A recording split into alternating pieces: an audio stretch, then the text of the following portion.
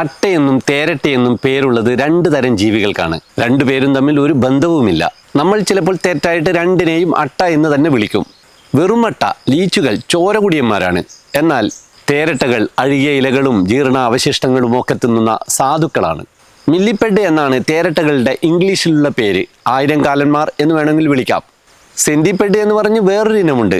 Century എന്നൊക്കെ നമുക്കറിയാം. 100 കാലന്മാർ. അത് വിഷമുള്ള പഴുതാരകളാണ്. ഇവ രണ്ടും രണ്ട് തരം ജീവികളാണ്. അതിലെ തേരട്ടകളുടെ അതിശയ ജീവിതമാണ് ഇന്നത്തെ വീഡിയോയിൽ. സ്വാഗതം. ഭയന്നാൽ തേരുരുളിൻ്റെ രൂപത്തിൽ ചത്തതുപോലെ ചുരുണ്ട് കിടന്ന് രക്ഷപ്പെടാൻ ശ്രമിക്കുന്നവർ ഇവരുടെ കൂട്ടത്തിൽ ഉള്ളതിനാലാകും പൊതുവെ ഇവർക്ക് തേരട്ട എന്ന പേര് മലയാളത്തിൽ വന്നത്. വടകര അരിനുറുക്ക് പോലെ കൈപ്പത്തിയിൽ ചുരുണ്ട് സാധുവായിട്ട് ഇവർ അനങ്ങാതെ കിടക്കുന്നത് കാണുമ്പോൾ അയ്യോ പാവം എന്ന് തോന്നും. ഗോലി പോലെ, കുഞ്ഞു ബോള് പോലെ, ഗുളിക പോലെയൊക്കെ മൊത്തമായി ഉരുണ്ട് കിടക്കുന്നവരും ഇവരുടെ കൂട്ടത്തിലുണ്ട്. പിൽമില്ലിപ്പെഡുകൾ എന്നാണ് അവയെ വിളിക്കുക.